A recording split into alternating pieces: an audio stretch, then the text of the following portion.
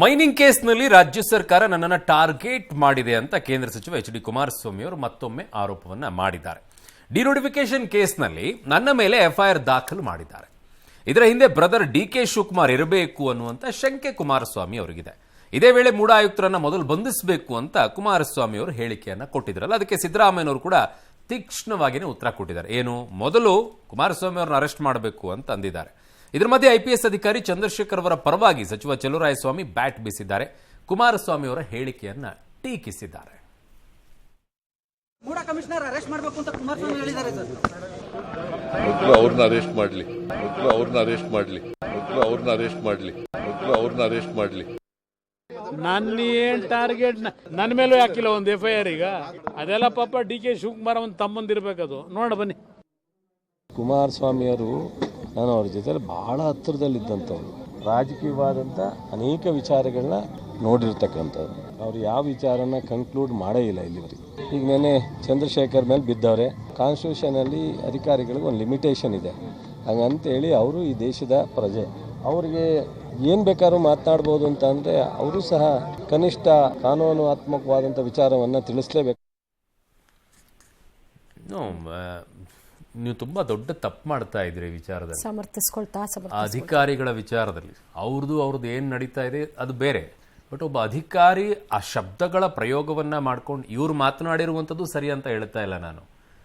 ಹಗರಣ ಇರೋದೇ ಆಗಿದ್ದಿದ್ರೆ ಕಂಪ್ಲೇಂಟ್ ಕೊಡಬೇಕಾಗಿತ್ತು ಮಾನ್ಯ ಕೇಂದ್ರ ಮಂತ್ರಿಗಳು. ನೀವು ಸುದ್ದಿಗೋಷ್ಠಿಯನ್ನ ಮಾಡಿಬಿಟ್ಟು ಅವ್ರು ಇಂಥದ್ದು ಮಾಡ್ತಾ ಇದ್ದಾರೆ ಅಂತ ಹೇಳುವಂಥದ್ದು ಇದೆಯಲ್ಲ, ನಾಟ್ ಫೇರ್.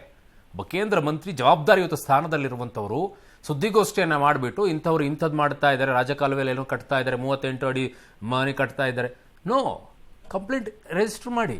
ಯಾರೊಬ್ರು ಕಂಪ್ಲೇಂಟ್ ಕೊಟ್ಟಿದ್ದಾರೆ ಅಂತ ಹೇಳಿದ್ರಲ್ಲ, ಮೂವ್ ಮಾಡಿಸಿ ಅದನ್ನು. ಹಾಗಿದ್ದಾಗ ಆದರೆ ಅದಕ್ಕೆ ರಿಪ್ಲೈ ಮಾಡುವಂಥ ಭರದಲ್ಲಿ ಒಬ್ಬ ಅಧಿಕಾರಿ ಬಳಕೆ ಮಾಡಿರುವಂಥದ್ದು ಇದೆ. ಅದು ಅವ್ರಿಗೆ ಯಾಕೆ ತಿಳ್ಕೊಳ್ಬೇಕು ಅನ್ನುವಂಥ ಮಾತುಗಳನ್ನೆಲ್ಲ ನೀವು ಆಡಿದ್ದೀರಾ. ನಾಳೆ ನಿಮಗೂ ಕೂಡ ಮಗ್ಗಲು ಮುಳ್ಳಾಗೇ ಆಗುತ್ತೆ. ಡೆಫಿನೆಟ್ ಆಗಿ ಇಟ್ಕೊಳ್ಳಿ. ಇದು ಹೊಸ ದಾರಿಯನ್ನು ಮಾಡಿಕೊಡ್ತಾ ಇದ್ದೀರಾ, ಹೊಸ ದಾರಿಯನ್ನು ಮಾಡಿಕೊಡ್ತಾ ಇದ್ದೀರಾ. ನಾಳೆ ಇನ್ನೆಲ್ಲರೂ ಶುರು ಮಾಡ್ತಾರೆ ಅಧಿಕಾರಿಗಳು. ಅವಾಗ ಏನು ಮಾಡ್ತೀರಾ? ಕಂಟ್ರೋಲ್ ಮಾಡೋಕ್ಕಾಗಲ್ಲ, ನಿಮ್ಮ ಹತ್ರ ಕಂಟ್ರೋಲೇ ಮಾಡೋಕ್ಕಾಗಲ್ಲ. ಏನು ಸಸ್ಪೆಂಡ್ ಮಾಡಿ ಕಳಿಸ್ತಾ ಇರ್ತೀರ ಅಷ್ಟೇ. ಕಂಟ್ರೋಲ್ ಎಲ್ಲಿ ಮಾಡೋಕ್ಕಾಗತ್ತೆ ನಿಮಗೆ? ಹಾಗಾಗಿ ಇದಕ್ಕೊಂಚೂರು ಕಡಿವಾಣ ಹಾಕಿ. ಆಯಿತು, ಈಗ ಹೇಳೋದಾಗಿದೆ, ನೆಕ್ಸ್ಟ್ ಈ ತಿರಿ ಮಾಡಬೇಡಿ ಅಂತ ಅವ್ರಿಗೂ ಹೇಳಿ ಇವ್ರಿಗೂ ಹೇಳಬೇಕು. ಅವಾಗ ಸರಿ ಆಗತ್ತೆ. ಸಂಘರ್ಷಕ್ಕೆ ನಾಂದಿ ಕೊಡಬೇಡಿ, ಅವರನ್ನು ಮೇಲೆತ್ತಿ ಇವರನ್ನು ಇಳಿಸುವಂಥ ಕೆಲಸ ಮಾಡಬೇಡಿ. ನಾಳೆ ನಿಮಗೆ ರಿವರ್ಸ್ ಬರುತ್ತೆ. ಇನ್ನು ಮಧ್ಯಪ್ರಾಚ್ಯ ಕೆಂಡದುಂಡಿಯಾಗಿದೆ. ಇದರ ನಡುವೆ ಜಗಕ್ಕೆಲ್ಲ ಶಾಂತಿ, ಅಹಿಂಸೆಯ ಸಂದೇಶ ಸಾರಿದಂತಹ ಮಹಾತ್ಮ ಗಾಂಧಿ ಜಯಂತಿ ಕಾರಣ ಇವತ್ತು ಎಲ್ಲೆಡೆ ಸಂಭ್ರಮದ ಕಾರ್ಯಕ್ರಮ. ಇಂದು ಬೆಳ್ಳಂಬೆಳಗ್ಗೆ ದೆಹಲಿಯ ರಾಜ್ಘಾಟ್ಗೆ ತೆರಳಿ ರಾಷ್ಟ್ರಪತಿ, ಪ್ರಧಾನಿ, ವಿಪಕ್ಷ ನಾಯಕ ಸೇರಿ ಗಣ್ಯರು ಗಾಂಧಿ ಸಮಾಧಿಗೆ ಪುಷ್ಪ ನಮನ ಸಲ್ಲಿಸಿದರು. ಬಳಿಕ ಸ್ವಚ್ಛ ಭಾರತ ಅಭಿಯಾನದ ಭಾಗವಾಗಿ ದೆಹಲಿಯ ಶಾಲೆಯೊಂದರಲ್ಲಿ ಪ್ರಧಾನಿ ಮೋದಿ ಪೊರಕೆ ಹಿಡಿದು ಆವರಣ ಕ್ಲೀನ್ ಮಾಡಿದರು. ರಾಜ್ಯದ ವಿವಿಧೆಡೆಯೂ ಕೂಡ ಬಿಜೆಪಿ ನಾಯಕರು ಪೊರಕೆ ಹಿಡಿದು ಕಾಣಿಸಿಕೊಂಡರು. ಇದರ ಮಧ್ಯೆ ಮಾತನಾಡಿದ ಸಿಎಂ ಸಿದ್ದರಾಮಯ್ಯ ಬಿಜೆಪಿ ವಿರುದ್ಧ ವಾಗ್ದಾಳಿ ನಡೆಸಿದರು. ಮಹಾತ್ಮ ಗಾಂಧಿ ಜಗತ್ತಿನ ನಾಯಕ ಅಂತ ಒಬಾಮಾ ಬಣ್ಣಿಸಿದ್ದಾರೆ. ಆದರೆ ಬಿಜೆಪಿಯವರು ಮಾತ್ರ ಗೋಡ್ಸೆಯನ್ನ ನಾಯಕ ಅಂತಿದ್ದಾರೆ. ಗೋಡ್ಸೆ ಭಾರತ ಮಾಡಲು ಹೊರಟಿದೆ ಅಂತ ಕಿಡಿಕಾರಿದ್ರು.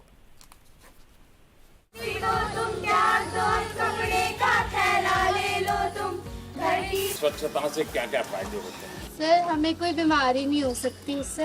ಅಮೆರಿಕ ದೇಶದ ಮಾಜಿ ಅಧ್ಯಕ್ಷರು ಒಬಾಮಾ ಅವರು ಬಹಳ ಗೌರವದ ಮಾತನ್ನ ಆಡಿದ್ದಾರೆ. ಮಹಾತ್ಮ ಗಾಂಧೀಜಿಯವರು ಭಾರತಕ್ಕಷ್ಟೇ ಅಲ್ಲ ನಾಯಕರು, ಇಡೀ ಜಗತ್ತಿನ ನಾಯಕರು ಅಂತ ಹೇಳಿದ್ದಾರೆ.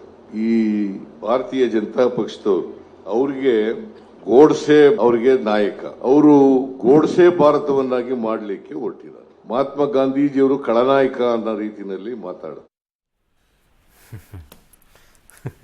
ನನಗೆ ಒಂದು ಅರ್ಥ ಆಗಲ್ಲ ಈ ವಿಚಾರದಲ್ಲಿ. ಒಂದೇ ಒಂದು ಪಾಯಿಂಟ್ ಹೇಳ್ತೀನಿ. ಅದರಲ್ಲಿ ಯಾರು ಗೋಡ್ಸೆಯನ್ನ ನಾಯಕನಾಗಿ ಮಾಡಬೇಕು ಅಂತ ಹೊರಟಿದ್ದಾರೆ? ಎಲ್ಲಿ ಕಾಣಿಸ್ತಾ ಇದೆ?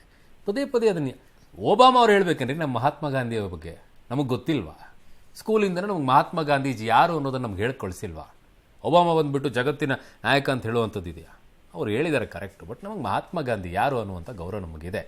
ಆದರೆ ಅದೇ ರೀತಿಯಲ್ಲಿ ನೀವು ಕಂಪೇರ್ ಮಾಡುವಂಥದ್ದು ಇದೆಯಲ್ಲ, ಒಬ್ಬ ನಾಯಕನನ್ನು ಇನ್ನೊಬ್ಬರು ಆ ಗೋಡ್ಸೆ ಅವ್ರು ನಿನ್ನ ಯಾರೋ ಪೂಜಿಸ್ತಾ ಇದ್ದಾರೆ, ಬೇರೆದರಲ್ಲೂ ಕೂಡ ಇದನ್ನು ಅಳವಡಿಸ್ಕೊಳ್ಳಿ. ಟಿಪ್ಪು ವಿಚಾರ ನೆನಪು ಮಾಡ್ಕೊಳ್ಳಿ. ಯಾರದೋ ಒಂದು ವಿಚಾರದಲ್ಲಿ ಸಮಸ್ಯೆ ಆದಾಗ ಅವರನ್ನು ಮೇಲೆ ಹಾಕುವಂಥದ್ದು ಮಾಡಿದಾಗ ಏನು ಅನಿಸುತ್ತೆ? ಅಲ್ಲಿ ಅಪ್ಲೈ ಆಗಲ್ವಾ? ಇದು ಇಲ್ಲಿ ಮಾತ್ರ ಅಪ್ಲೈ ಆಗುತ್ತೆ. ಕಮಾನ್ ಏನ್ ಸರ್. ಇನ್ನು ತುಮಕೂರು ಸಂಸದರು ಆಗಿರುವ ಸೋಮಣ್ಣ ರೈಲ್ವೆ ಸಚಿವರಾಗಿದ್ದಕ್ಕೆ ಸಾರ್ಥಕ ಆಯಿತು ನೋಡಿ. ರೈಲ್ವೆ ಇಲಾಖೆಯ ಪರೀಕ್ಷೆಗಳನ್ನು ಕನ್ನಡದಲ್ಲೂ ನಡೆಸಬೇಕು ಅನ್ನುವಂಥ 4 ದಶಕಗಳ ಬೇಡಿಕೆಯನ್ನು ಸಚಿವ ಸೋಮಣ್ಣ ಮೂಲಕ ಕೇಂದ್ರ ಸರ್ಕಾರ ಈಡೇರಿಸಿದೆ. ರೈಲ್ವೆಯಲ್ಲಿ ಇನ್ನು ಮುಂದೆ ಕನ್ನಡದಲ್ಲೇನೆ ನೇಮಕಾತಿ ನಡೆಯಲಿದೆ. ಕನ್ನಡ ಭಾಷೆಯಲ್ಲಿ ಪರೀಕ್ಷೆ ಬರೆಯೋಕೆ ಕೇಂದ್ರ ಸರ್ಕಾರ ಅವಕಾಶವನ್ನ ಮಾಡಿಕೊಟ್ಟಿದೆ. ಸದ್ಯದಲ್ಲೇ ನಡೆಯಲಿರುವಂಥ ರೈಲ್ವೆ ಇಲಾಖೆಯ 16,000 ಹುದ್ದೆಗಳಿಗೆ ಕನ್ನಡದಲ್ಲಿ ನೇಮಕಾತಿ ಮಾಡಲಾಗುವುದು ಅಂತ ದಾವಣಗೆರೆಯಲ್ಲಿ ಸಚಿವ ಸೋಮಣ್ಣ ತಿಳಿಸಿದ್ದಾರೆ. ರೈಲ್ವೆ ಮೂಲಕ ಹಿಂದಿ ಹೇರಿಕೆ ನಡೀತಾ ಇದೆ. ಹಿಂದಿಯಲ್ಲಿ ಪರೀಕ್ಷೆಗೆ ಅವಕಾಶ ನೀಡಿರುವ ಕಾರಣ ರೈಲ್ವೆ ಇಲಾಖೆಯಲ್ಲಿ ಬರೀ ಉತ್ತರ ಭಾರತೀಯರೇ ಇದ್ದಾರೆ, ಅದರಲ್ಲೂ ಬಿಹಾರಿಗಳೇ ಜಾಸ್ತಿ. ಸೊ ಅದರಲ್ಲೂ ಬಿಹಾರಿಗಳೇ ತುಂಬ ಹೋಗಿದ್ದಾರೆ. ಕನ್ನಡ ಸೇರಿ ಪ್ರಾದೇಶಿಕ ಭಾಷೆಗಳಲ್ಲಿ ರೈಲ್ವೆ ಪರೀಕ್ಷೆಗೆ ಅವಕಾಶ ಮಾಡಿಕೊಡ್ಬೇಕು ಅಂತ ಕಳೆದ 4 ದಶಕಗಳಿಂದ ಹೋರಾಟಗಳು ನಡೆದಿದ್ವು. ಸರ್, ಇನ್ಮೇಲೆ ನೀವು ಬಂದಿದ್ದೀರಲ್ವಾ, ಇನ್ಮೇಲೆ ಬರೀ ಕನ್ನಡಿಗರೇ ಇರಬೇಕು ಸರ್. ಸಚಿವ ಸೋಮಣ್ಣ ಅವರೇ, ಇನ್ಮೇಲೆ ಕನ್ನಡಿಗರೇ ಇರಬೇಕು. ಆಗುತ್ತಾ ಸರ್? ಬರೀ ಕನ್ನಡದಲ್ಲಿ ಪರೀಕ್ಷೆ ಅಲ್ಲ, ಕನ್ನಡಿಗರೇ ರೈಲ್ವೆ ಇಲಾಖೆಯಲ್ಲಿ ಕಾಣಿಸ್ಕೊಳ್ಬೇಕು. ಮಾಡಿ ಸರ್. ಮೊಟ್ಟ ಮೊದಲ ಬಾರಿಗೆ ಎಕ್ಸಾಮ್ ಬರೆದು ಪಾಸ್ ಮಾಡಿದ್ರೆ ಕೆಲಸ ಕೊಡ್ತಕ್ಕಂಥ ಒಂದು ವಿನೂತನವಾದ ಆದೇಶವನ್ನ ಕೂಡ ನಾನು ಬಂದ್ಮೇಲೆ ಮಾಡಿದ್ದೀನಿ. ಇದೊಂದು ದೊಡ್ಡ ಕೆಲಸ ಸ್ವಾಮಿ. 40 ವರ್ಷದಿಂದ ಹೋರಾಟ ಮಾಡಿದ್ರು ಆಗಿರ್ಲಿಲ್ಲ. ನಾನು ಅದನ್ನ ಕೈಗೆತ್ಕೊಂಡು ಒಂದು ಡಿಪಾರ್ಟ್ಮೆಂಟ್ ಎಕ್ಸಾಮ್ ಬಂತು. ಬರೀ ಡಿಪಾರ್ಟ್ಮೆಂಟ್ ಎಕ್ಸಾಮ್ ಅಲ್ಲಪ್ಪ, ರಿಕ್ರೂಟ್ಮೆಂಟ್ಗೂ ಕೂಡ ಅದು ಮಾಡಬೇಕು ಅಂತ ಮಾಡಿಸಿ ಇವಾಗ ಒಂದು ಹೊಸ ಒಂದು ಸೂಚನೆಯನ್ನು ಕೊಡಿಸಿ 16,000 ನೌಕರರನ್ನ ಇವಾಗ ನಾವು ಅಪಾಯಿಂಟ್ ಮಾಡ್ತಾ ಇದ್ದೀವಿ. ಇನ್ನು ವಿಶ್ವವಿಖ್ಯಾತ ಮೈಸೂರು ದಸರಾ ಮಹೋತ್ಸವಕ್ಕೆ ಕ್ಷಣಗಣನೆ ಆರಂಭವಾಗಿದೆ. ನಾಳೆ ದಸರಾ ಮಹೋತ್ಸವಕ್ಕೆ ವಿದ್ಯುಕ್ತ ಚಾಲನೆ ಸಿಗುತ್ತೆ. ನಾಡದೇವತೆ ಚಾಮುಂಡೇಶ್ವರಿ ಸನ್ನಿಧಾನದಲ್ಲಿ ಬೆಳಗ್ಗೆ 9:15ರಿಂದ 9:45 ಶುಭ ಲಗ್ನದಲ್ಲಿ ಸಾಹಿತಿ ಹಂಪ ನಾಗರಾಜಯ್ಯ ಉದ್ಘಾಟನೆ ಮಾಡ್ತಾರೆ. ಈ ಕ್ಷಣಕ್ಕೆ ಸಿಎಂ, ಡಿಸಿಎಂ ಸೇರಿ ಹಲವರು ಸಾಕ್ಷಿಯಾಗ್ತಾರೆ. ನಾಳೆಯೇ ಫಲಪುಷ್ಪ ಪ್ರದರ್ಶನ, ಚಲನಚಿತ್ರೋತ್ಸವ, ರೈತ ದಸರಾ, ಕುಸ್ತಿ ದಸರಾ, ಯೋಗ ದಸರಾ, ವಸ್ತು ಪ್ರದರ್ಶನ, ಸಾಂಸ್ಕೃತಿಕ ಕಾರ್ಯಕ್ರಮ ಮತ್ತು ಮೈಸೂರು ಅರಮನೆ ಪ್ರಮುಖ ವೃತ್ತಗಳ ವಿದ್ಯುತ್ ದೀಪಾಲಂಕಾರ ಚಾಲನೆ ದೊರೆಯುತ್ತೆ. ಮುಂಜಾಗ್ರತಾ ಕ್ರಮವಾಗಿ ಪೊಲೀಸ್ ಇಲಾಖೆ ಬಿಗಿ ಭದ್ರತೆಯನ್ನು ಕೈಗೊಂಡಿದೆ. ಅಂದಹಾಗೆ ಗಂಗಾರತಿ ಮಾದರಿಯಲ್ಲಿ ನಾಳೆಯಿಂದ ಶ್ರೀರಂಗಪಟ್ಟಣದಲ್ಲಿ ಕಾವೇರಿ ಆರತಿ ಶುರುವಾಗಲಿದೆ. ಇದಕ್ಕಾಗಿ ಮಂಡ್ಯ ಜಿಲ್ಲಾಡಳಿತ ಭರದ ಸಿದ್ಧತೆ ನಡೆಸಿದೆ. ಇಂದು ಸಚಿವ ಚಲುವರಾಯಸ್ವಾಮಿ ಭೇಟಿ ನೀಡಿ ಪರಿಶೀಲನೆ ನಡೆಸಿದ್ರು. ಇದು ಸದ್ಯಕ್ಕೆ ಸಾಂಕೇತಿಕ ಅಂತ ಸ್ಪಷ್ಟಪಡಿಸಿದರು. ಆ್ಯಕ್ಚುಲಿ ಅದು ಒಳ್ಳೆಯದೇ, ಶ್ರೀರಂಗ ಕಾವೇರಿ ಆರತಿಯನ್ನು ಶುರು ಮಾಡ್ಕೊಂಡಿರುವಂಥದ್ದು. ಬಟ್ ಅದಕ್ಕೆ ಒಳ್ಳೆ ಪ್ಲ್ಯಾನನ್ನು ಮಾಡ್ಕೊಳ್ಳಿ, ಒಂದು ಎಕ್ಸಿಕ್ಯೂಟ್ ಮಾಡುವಂಥದ್ದು ಇದೆಯಲ್ಲ, ತುಂಬ ಚೆನ್ನಾಗಿ ಮಾಡಿ. ಗಂಗಾ ಆರತಿಯನ್ನು ವಾರಣಾಸಿಯಲ್ಲಿ ಗಂಗಾ ನದಿ ತೀರದಲ್ಲಿ ಮಾಡ್ತೀವಿ ಅದನ್ನು. ಬಟ್ ಇಲ್ಲಿ ಅದಕ್ಕೆ ಇನ್ನೂ ನಿಮ್ಗೆ ಅವಕಾಶ ಇದೆ, ಪ್ಲ್ಯಾನ್ ಮಾಡ್ಕೊಳ್ಬೋದು, ಏನು ಮಾಡ್ಬೋದು. ಒಂದು ಬ್ಯೂಟಿಫುಲ್ಲಾಗಿ ಪ್ರವಾಸಿ ತಾಣವೂ ಆಗಬೇಕು, ಒಂದು ನಮಗೆ ಧಾರ್ಮಿಕವಾದಂಥ ಕೇಂದ್ರವೂ ಕೂಡ ಅದಾಗಬೇಕು. ಆ ರೀತಿಯಲ್ಲಿ ಅದನ್ನು ಮಾಡಿ ಒಳ್ಳೆಯದಾಗುತ್ತೆ, ಅಲ್ಲಿರುವಂಥ ಜನರಿಗೂ ಅನುಕೂಲ ಆಗುತ್ತೆ.